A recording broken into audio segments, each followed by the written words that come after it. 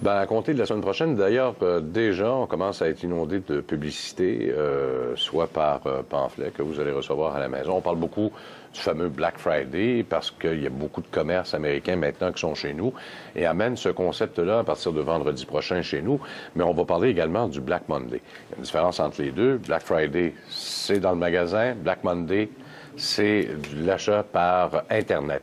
Bon, on va parler de ce phénomène-là un peu ce matin avec Marie-France Benoît, qui est directrice du groupe Altus et membre active de Crew Montréal. Madame Benoît, bonjour. Bonjour. J'aimerais ça qu'on parle un peu de l'évolution des centres commerciaux face au commerce électronique, parce que là, ça commence à glisser. C'est-à-dire que l'augmentation est quand même relativement forte. On voit la pression des gros Américains qui arrivent chez nous, Walmart dernièrement. À l'approche des fêtes, est-ce que les centres commerciaux, les détaillants, se sont bien préparés à ce nouveau phénomène? Oui, les centres commerciaux sont prêts. 34 des consommateurs qui ont déjà commencé leurs achats de Noël. Le groupe Altus Recherche Marketing fait à chaque année, chaque automne, un sondage pour le compte du Conseil québécois du commerce de détail, qui est disponible d'ailleurs auprès de l'organisation, sur le comportement d'achat des consommateurs pour Noël. Et il y a 66 des Québécois qui vont faire leurs achats faire des cadeaux à Noël, peu importe leur situation financière. Il y a 63 des Québécois qui ne sont peu ou pas influencés par la situation économique. Donc, on a un noyau dur de consommateurs qui vont se rendre faire leurs achats. Puis, il y en a 34 comme je disais, qui ont déjà commencé là, en octobre.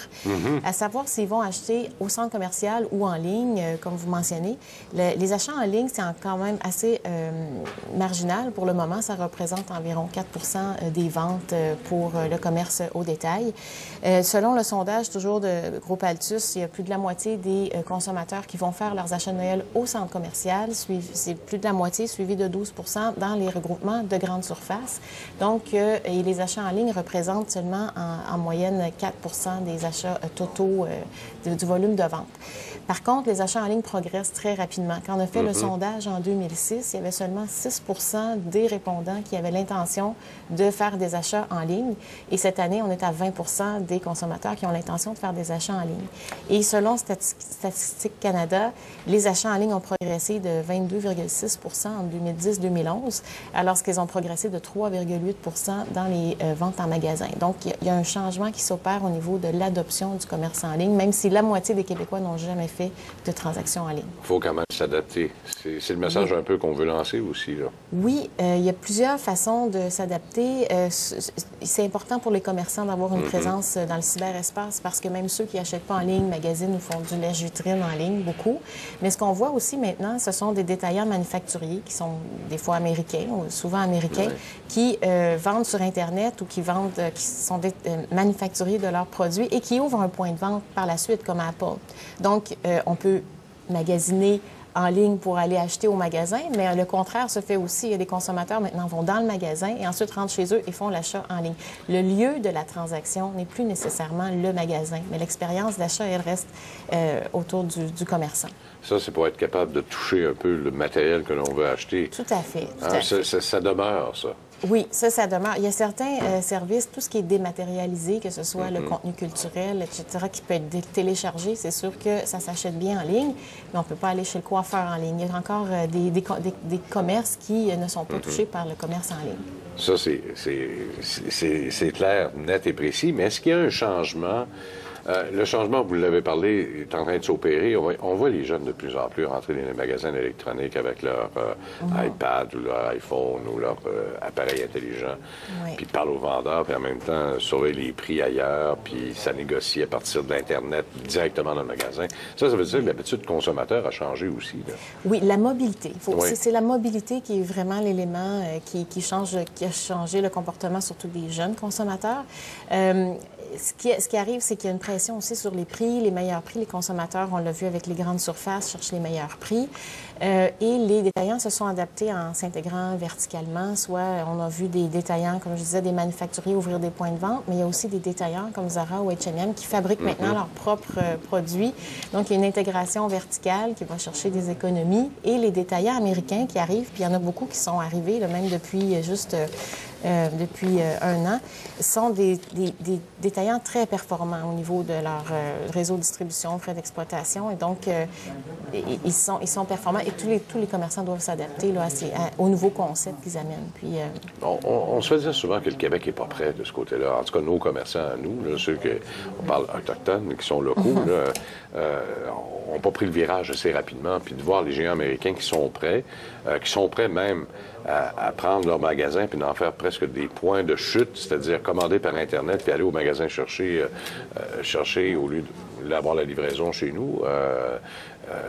Nos Québécois ne sont pas prêts encore. Est-ce que vous avez senti ça dans votre sondage? Bien, dans le sondage qu'on a fait, les détaillants en ligne qui étaient les plus populaires auprès des Québécois sont eBay et Amazon. Donc, ce ne sont pas des commerçants... En partant, c'est pas bon, là. Ils n'ont pas pignon sur rue. Oui. Donc, ce ne sont pas des commerçants qui ont pignon sur rue.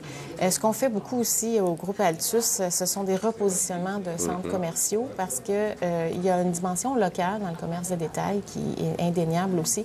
Les grands joueurs américains ont tendance à aller dans les gros centres commerciaux comme Carrefour Laval, Promenade Saint-Bruno. D'ailleurs, ce qui est intéressant, c'est que quand il y a eu le développement fulgurant des grandes surfaces depuis les années 90, il y a des experts qui prévoyaient que ça allait affecter le centre commercial. Oui. C'est pas arrivé. Le centre commercial va très bien. Les gros centres commerciaux sont le lieu de prédilection des joueurs comme le Victoria's Secret est arrivé, Aéropostale, Crate & Barrel, Marshalls, il y en a d'autres aussi.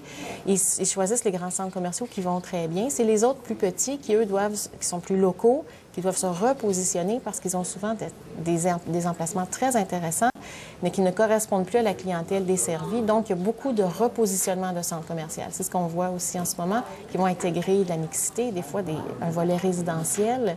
Ça devient plus une question... Il y a un volet local qui est indéniable. Parce qu'il y a 10 ans, dans les centres commerciaux, on voyait des très, très, très grosses surfaces. Puis là, depuis les 3 dernières années, tout le monde parle de magasins de proximité, même les grands.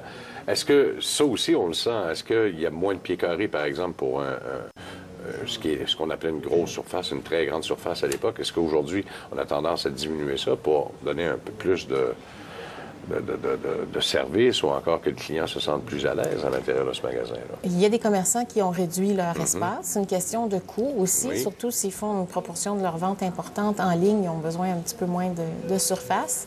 Les grands détaillants, par contre, on parlait des détaillants américains, là, ils réalisent pour 62 milliards de dollars US de vente au Canada. Le groupe Altus a fait une étude pour le ministère du Développement économique aussi qui est disponible sur le site du ministère du Développement économique.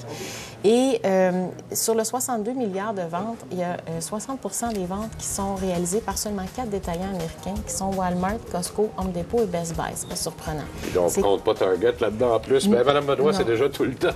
Merci beaucoup. On va revenir dans un instant tout de suite.